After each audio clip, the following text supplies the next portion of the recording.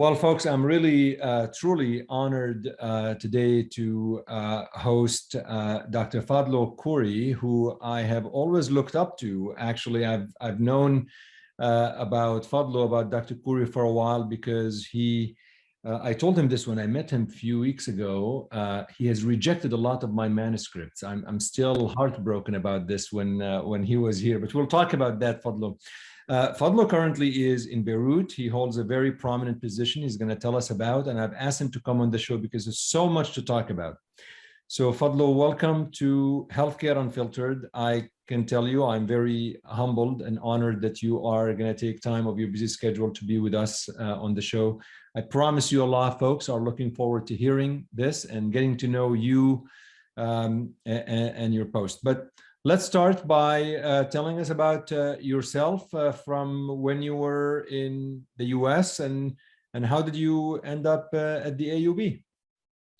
Well, thank you, Shadi. So first of all, I'm honored and flattered to be with you. Now I'm the ex-editor-in-chief of Cancer. I think I'll get that for a few more years, but I'm sure I've made many mistakes. So my apologies to everyone. Okay, so I actually was born in the US, but grew up mostly in Lebanon, back and forth. After my sophomore year at AUB, at the American University of Beirut, where I currently am, I came to the US for what I thought would be a junior year abroad at Yale, because my brother, Ramsey, who is the closest friend I've ever made other than my wife, was moving as a freshman. So I moved, and it was 82, 83, and things got worse in Lebanon. I enjoyed being at Yale. I stayed there, and as they say in Arabic, I know. The wind blows in directions that the ships may not desire. So I stayed. I went to medical school at Columbia. I did my residency at the Boston City Hospital, my fellowship at Tufts New England Medical Center. During medical school, I had intended to be mostly bench-based physician scientist with a light clinic.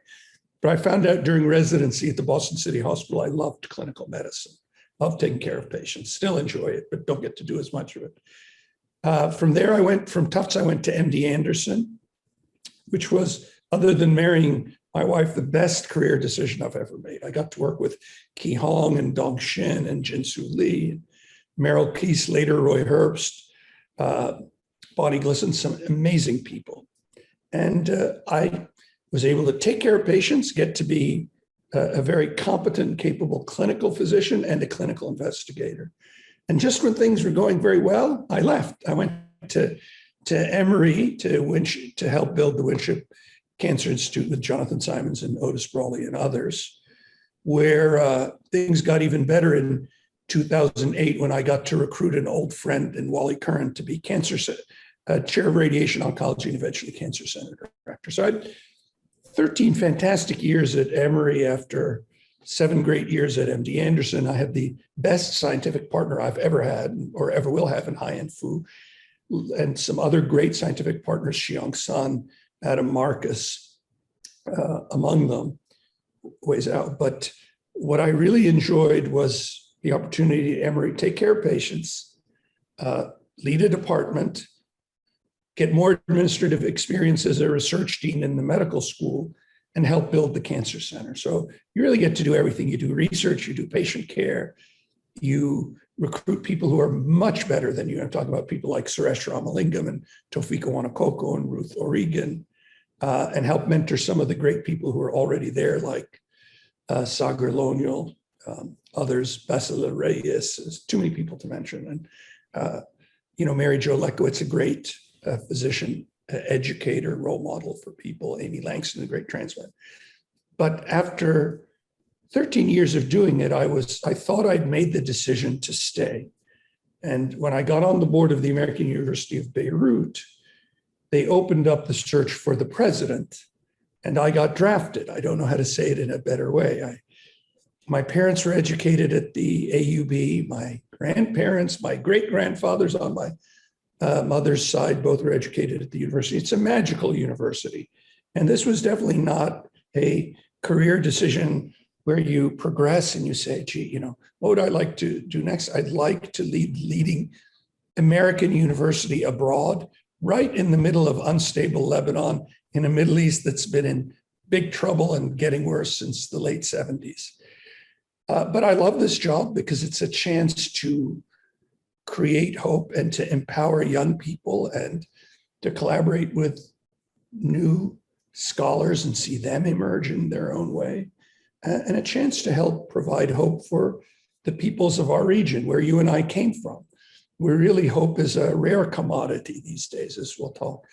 So I've enjoyed this. This is the beginning of my 7th year as president. I'd been a department chair for almost a decade, an associate dean for 5 years, an executive associate dean for 8 months. I was the shortest in office executive associate dean of research in the history of Emory University. I'm not sure that's a great distinction. Got the chance to edit a journal, but this is a whole new ball game. You know, you're concerned with undergraduate education, with fiscal sustainability of the institution, with progress in research and patient care. We have the major hospital of the region. So it's an all-in job, and I'm enjoying it. So you've been the president of AUB for 7 years? This is the beginning of my 7th year, since September of 2015. So this, yeah, six years plus. So, you know, Fadlo, I mean, we know that no matter what, anytime you start a new job at the time, there are certain things that you may be expecting, and they're similar to your expectations and others are not. What would you say as you started being a president of AUB? What were you surprised about the most that you just didn't realize it's happening, and maybe something that was not positive and another thing that was positive? Okay. So I'll start with the positive. Look, I knew this is a great university, but what was an inspiring, I don't want to say surprise, but what exceeded my expectations is just how good the faculty, students, and staff are here. Just how dedicated, especially the staff, and so many of the faculty are to the mission of the university, and how smart and brave and creative the students are. So this university, which is 155 years old, Shadi, if you look at capital creation outside the US, because the US is a whole different market. The last survey I saw, this university is 8th in the world, ex-US, in wealth X. So this university creates leaders, more than 100 prime ministers, deputy prime ministers, presidents, heads of state, or senior leaders, including the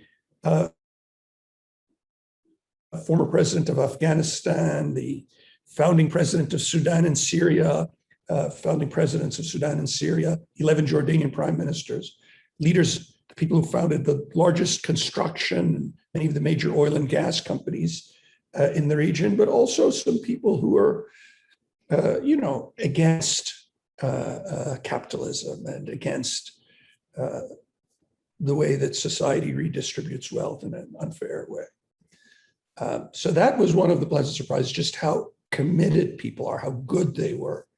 And that's the reason we still have a faculty and staff in the terrible situation we see Lebanon in. That's one of the reasons we have a fantastic incoming class of students, despite everything.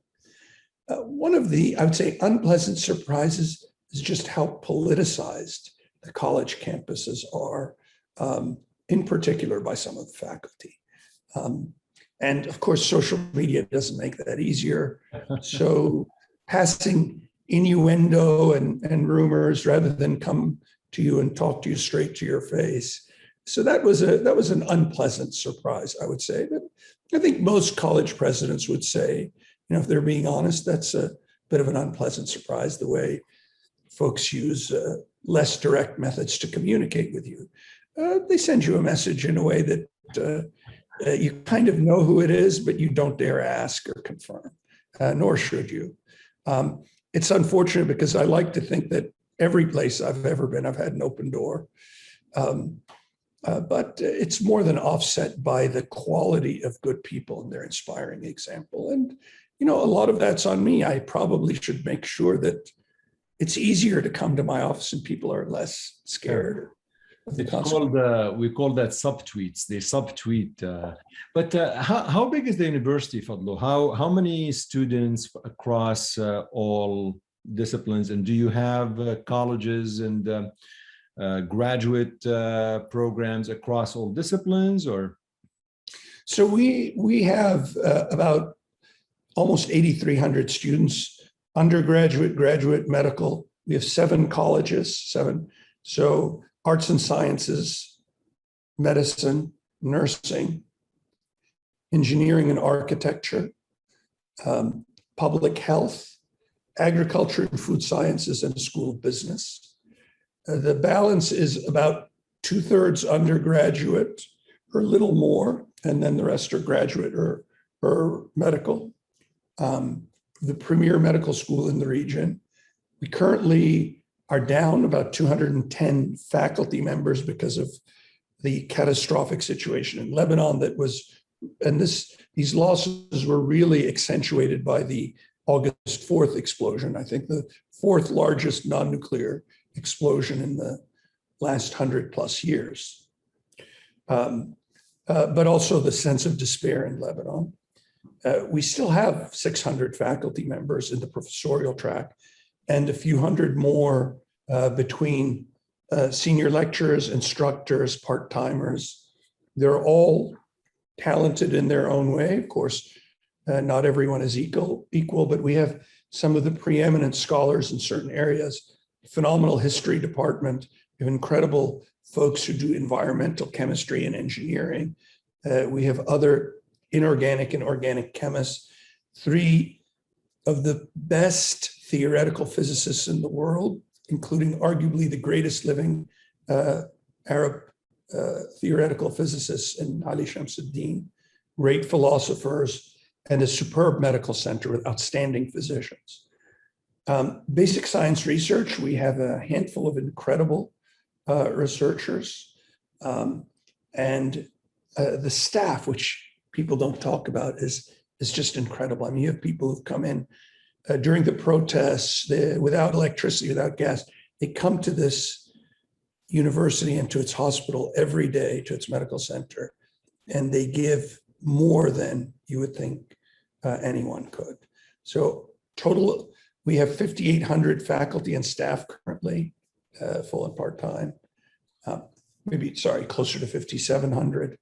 And of those, about 850 are faculty members and 8,000, almost 300 students. And then when you look, I'm curious, I mean, the AUB obviously brings probably a lot of people from all over the world. I mean, you were born in the US and you still did your some of your training and some of your education at the AUB. So is there like a breakdown how many foreigners, what I mean by foreigners, non-Lebanese, are part of the AUB educational track? Yes. So the high water mark was before 1974, in the late 60s, early 70s. Almost 65% of the students, close to 65%, were non-Lebanese. Now, with the advent of the Lebanese Civil War, which lasted 15 and a half years, from April of 75 to October of 90, that disappeared. In 1938, a survey shows that 2/3 of they had students from 30 something countries, but 2/3 of the students were from Palestine. Mm-hmm. It's incredible. Now, our recent high water mark was in 2019, before all hell started to break loose with the uprising and the forest fires in Lebanon, uprising, then COVID, and then economic collapse. Almost a quarter of our students were international, and 75% were Lebanese only, holders of only Lebanese passports. Now, of that quarter who's international, it's a little bit deceptive because a little over 6% are dual passport holders. So either Lebanese and something else, Syrian and something else, Palestinian and something else. But a quarter of your students being international is pretty good. We're less than that now. I estimate we're about 17 to 18%. And that will be harder to do if Lebanon continues to deteriorate. Yeah, well, hopefully not. We're going to talk about that because obviously this is part of the reason I reached out to you is how much I love Lebanon. And I was always wondering, how are you navigating everything happening? So we'll talk about that in a little bit. So what's a day in the life of an AUB president like? Like, what is it? I don't know, to the extent you could share. I mean, I'm sure there's a lot of meetings and so forth, but what is it? What are the objectives? I mean, what do you want? What do you try to? Is there a strategic plan? Is there something you want to achieve in 5 years? Is there something? And maybe, I don't know, when you interviewed for the job, if you interviewed, I presume the search committee said, what do you want the AUB to be in the next 5 years? So how do you spend your day and what do you try to accomplish? Sure. So yes, when I interviewed for the job, I pointed out that AUB had a lot of the strengths it needed to be a truly outstanding university, and that there were many factors in its control and some not so much. The ones not so much are the situation in Lebanon and the region, because that obviously plays into it in many ways. The things that we could control and which we worked on and were successful at is restoring tenure, which the university had frozen for 33 years, and we've tenured 200 faculty members over the last 4 years. And that's actually played a role in some of them staying, despite the circumstances, because they feel the university has invested in them. But at the same time, treating those who chose not to apply to tenure or senior faculty like professors, and who had served AUB well, or outstanding clinicians who didn't do research, treating them as equals, not having second-class citizens. And I think that's been successful. I think the majority of the faculty do feel valued. I'd say the vast majority. If it was all of the faculty, then I think I fell asleep and woke up a dictator in this part of the world. To improve the student experience, and I think we had made significant improvements. First, in a number of areas.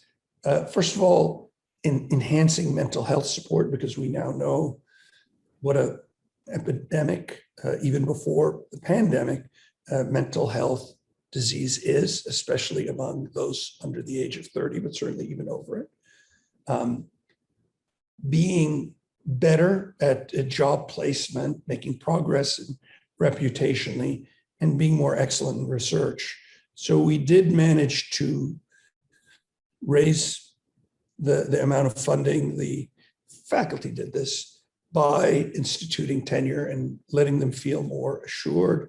We chose outstanding academic deans, made progress on building finished an outpatient clinical and academic center, and we're in the process of building a major hospital extension when things started to go the wrong way in this country.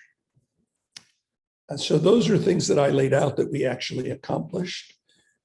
We also communicated more and better and got the alumni and the board and the students, faculty and staff talking. You see, the way I think of a college president is you're an interlocutor. You shouldn't be telling the board, oh, don't talk to the students, and telling the students, don't talk to the faculty.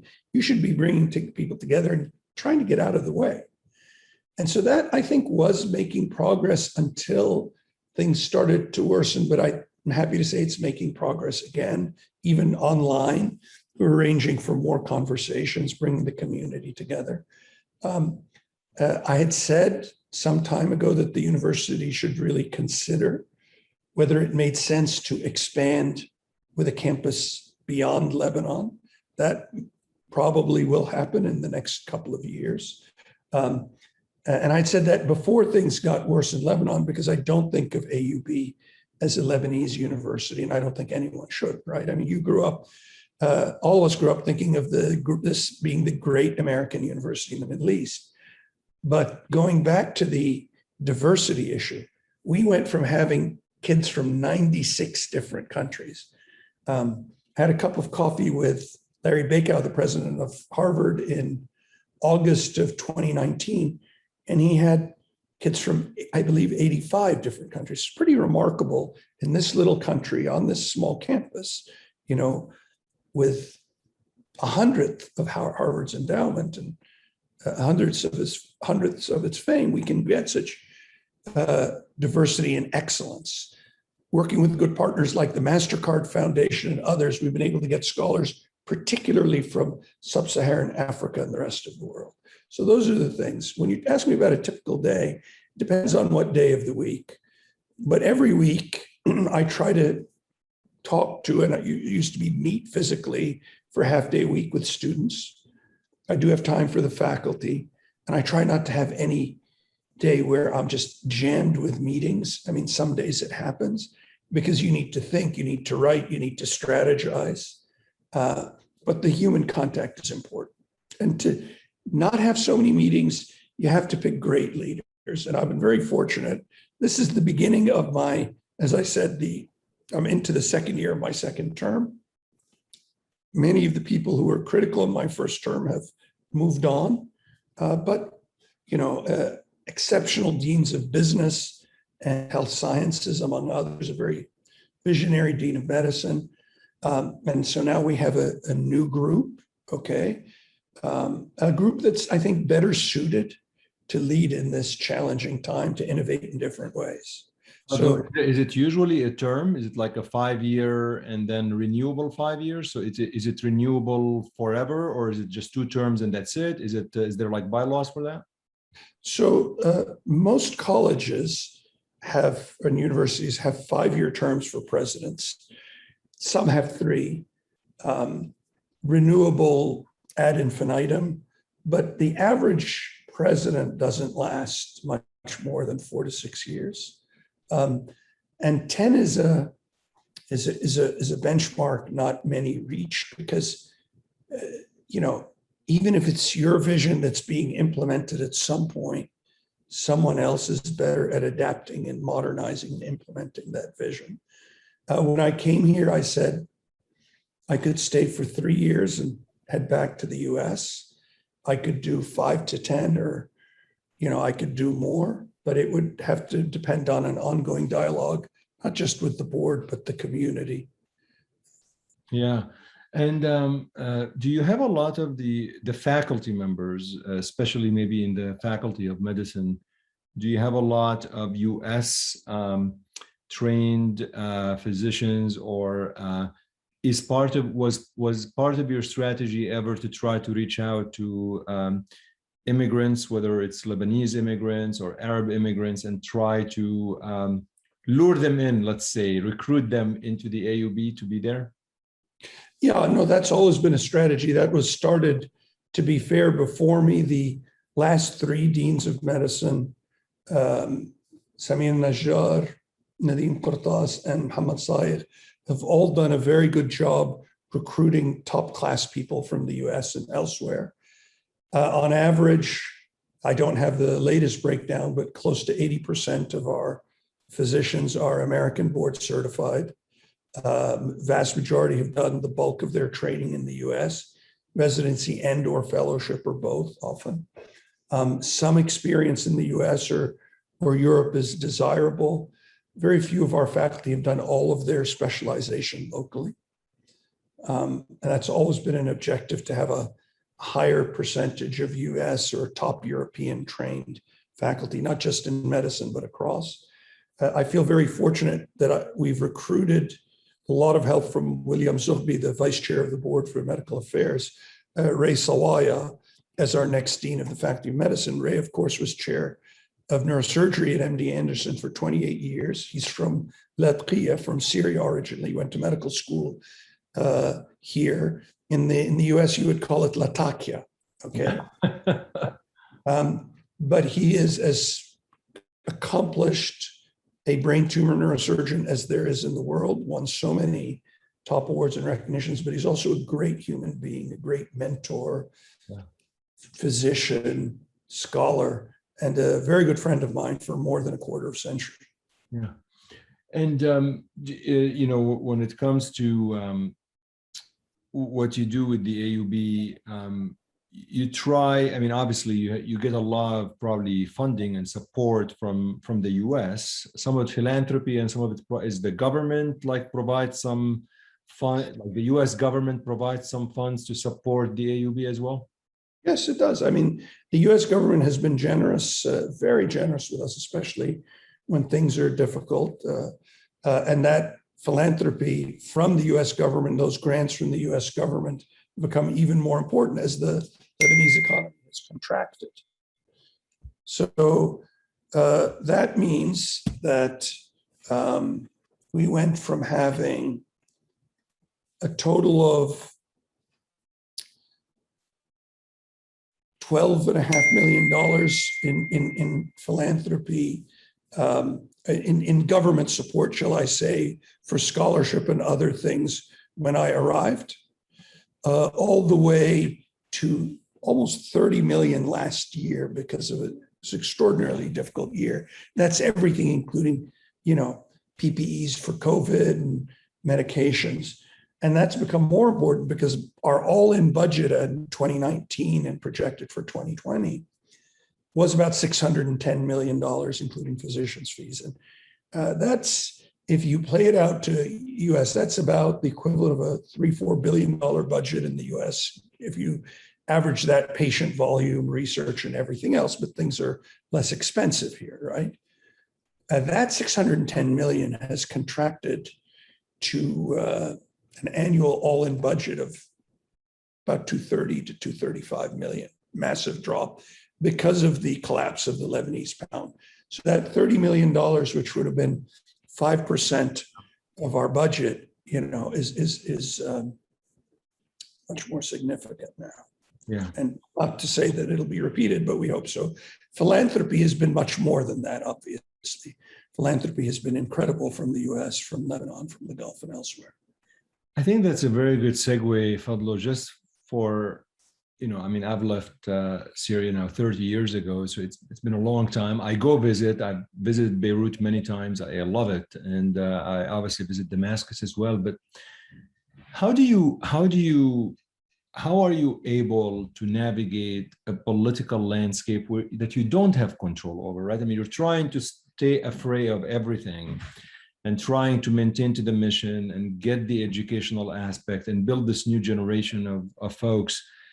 But let's face it, I mean, the Middle East, like you said in the beginning, is such a highly charged region with politics, religion, conflicts, and so forth.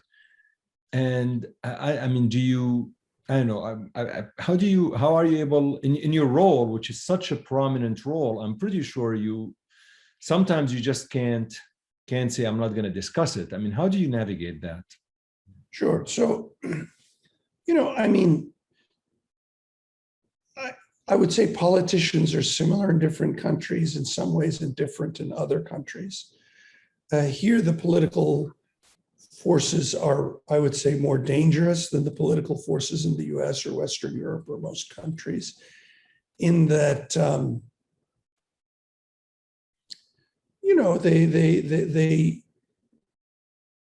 they make less wise decisions, and they are much more willing to tap into a dangerous brand of populism that, I'm going to say this, that our last president of the United States was willing to tap into. But he's an exception if you think of the recent history of the US. Irrespective of politics, left or right, playing with people's emotion to the point of violence is not uncommon here, okay? So you have to be careful because these individuals, they have some supporters who'll believe anything they say, right? They'll say, the sky is pitch black and it'll be in the middle of the day and the sun will be shining and their supporters will believe it. And yet they're human beings in the final analysis who want to get their kids educated and their family cared for. And this is the best university in the hospital in the region. Both. So the part where they're similar to other politicians is they love good publicity and they like to be heroes. What I've tried to do in my 6 years without getting myself or the university in danger is understand that there is a significant segment that is anti-American no matter what you do. And because you happen to be the president of the leading American institution of higher education abroad anywhere, not just in the Middle East, they're going to come after you. So you've got to depersonalize it and say, what do we need? What is good for the university from this relationship?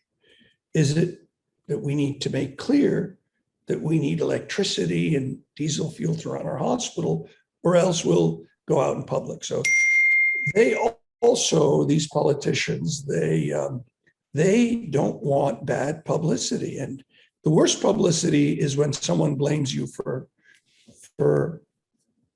deaths, right? So we've tried to not be too antagonistic, but be firm.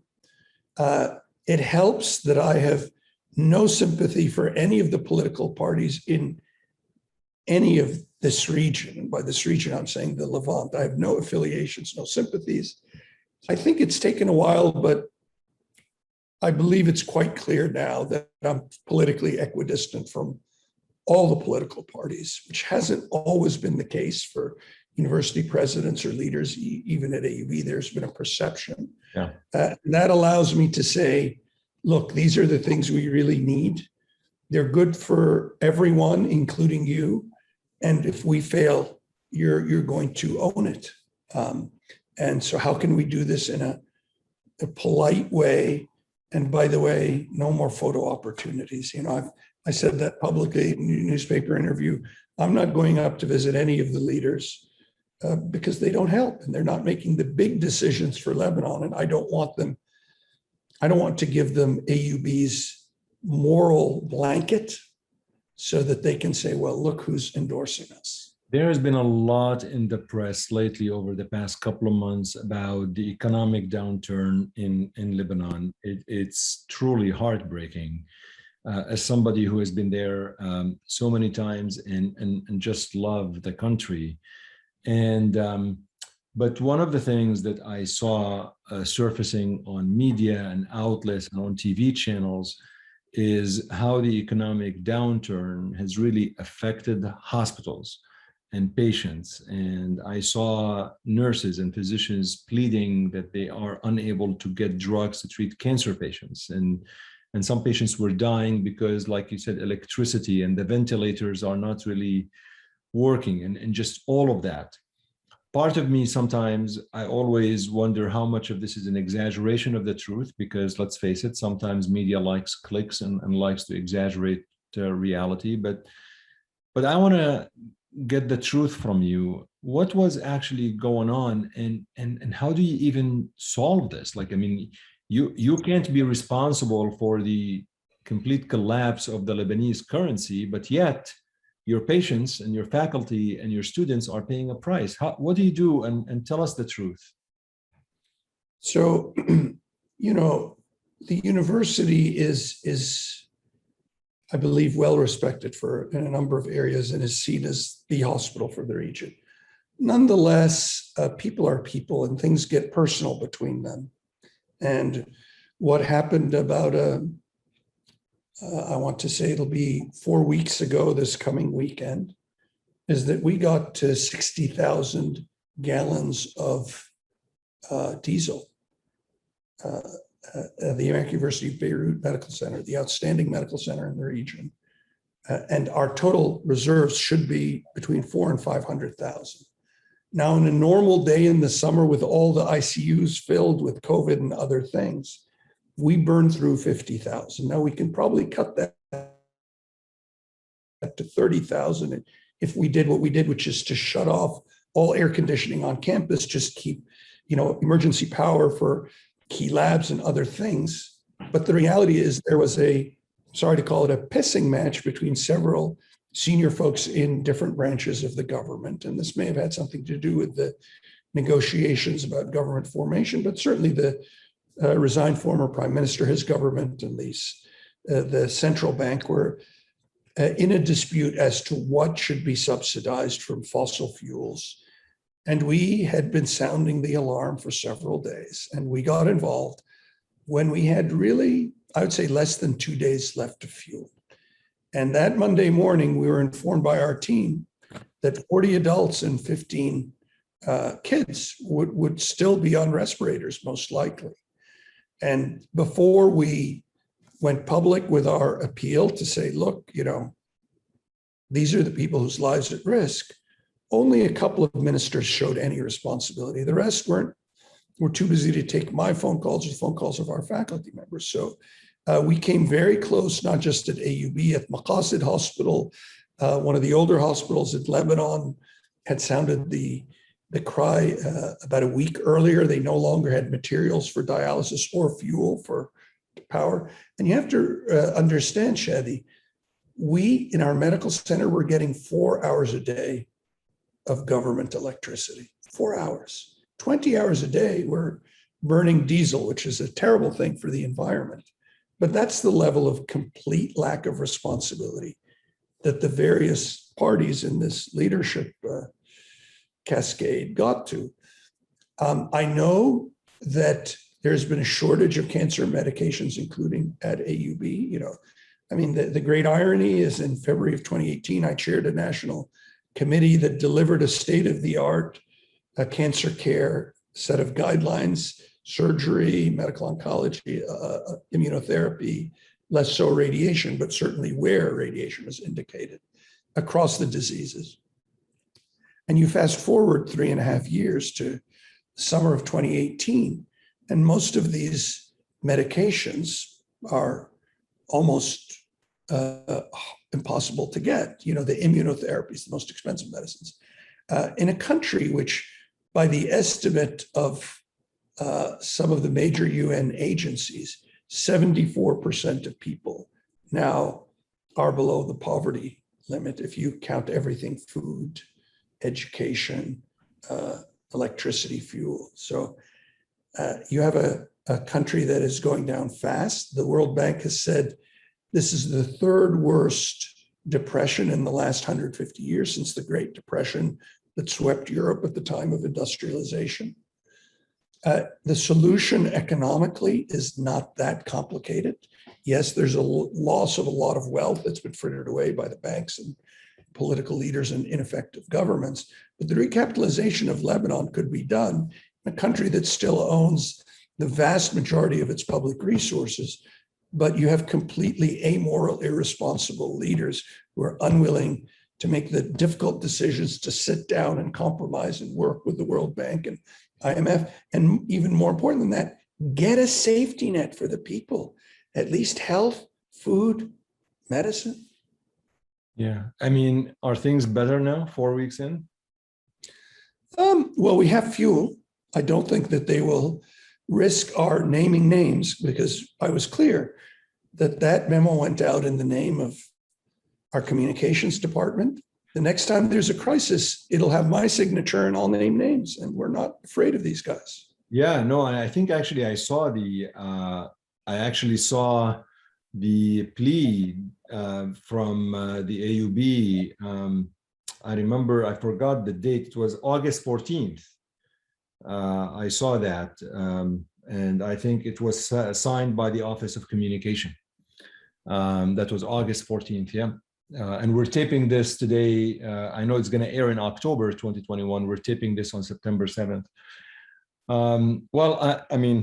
I certainly hope that, I don't know, do you think that some lives were lost because of these leaders completely being incompetent? Unquestionably. I think people who, not so much at AUBMC, but in the periphery of Lebanon, in cities outside of Beirut, people not having medicines, people with intractable fevers, developing major seizures because they couldn't even get Tylenol or ibuprofen, people not getting insulin. Yes, lives were lost while these folks were clowning around. There's no doubt. I do think, I just want to make clear that, at least for me, I'm confident that what they're doing is making themselves irrelevant.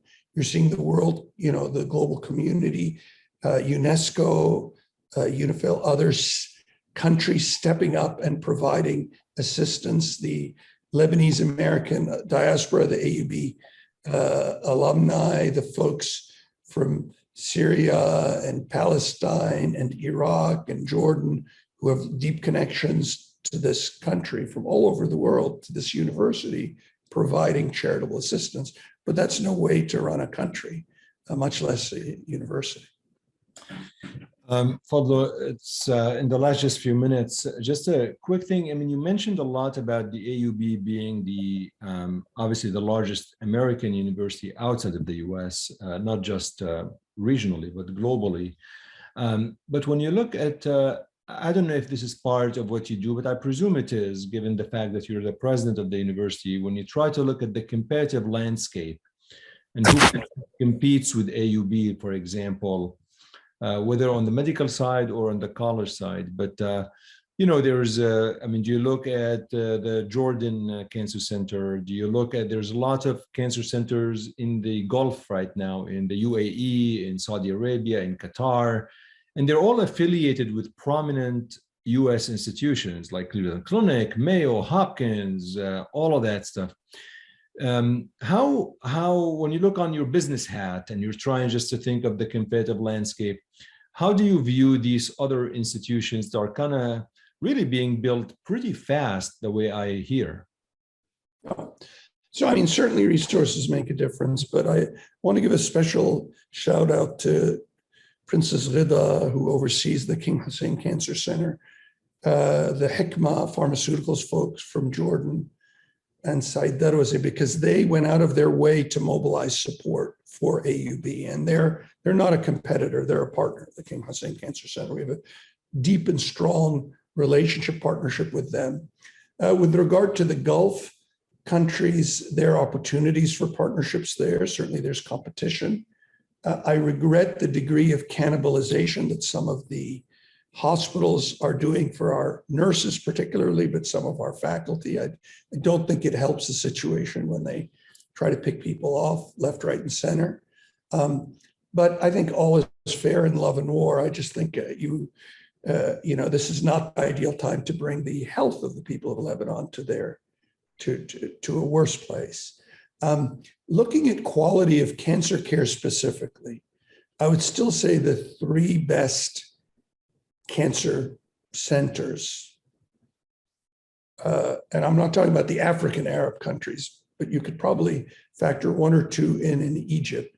In the Arab world would probably be in some order AUB, the King Faisal Royal Specialty Hospital, and the King Hussein Cancer Center. And we've retained the vast majority of our medical oncologists, quite a few of our best surgical oncologists, and most of our radiation oncologists, okay?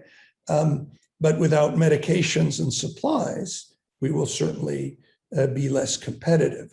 But when I look at the landscape, there's a lot of push for quantity over quality in the Gulf.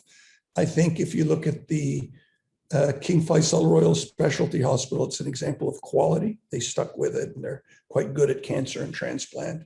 King Hussein Cancer Center, they're also very good at cancer and bone marrow transplant and other diseases. But this is the problem that you see in this part of the world is, as you know, Shadi, from the US, great programs, great hospitals, great cancer centers take time to build and maintain and then build some more. And the question is, do the people building these institutions have the attention span and the mental toughness to stick with it? Other than those three, I don't think there are any great cancer programs. And I think I would say competitors. What you're doing is amazing.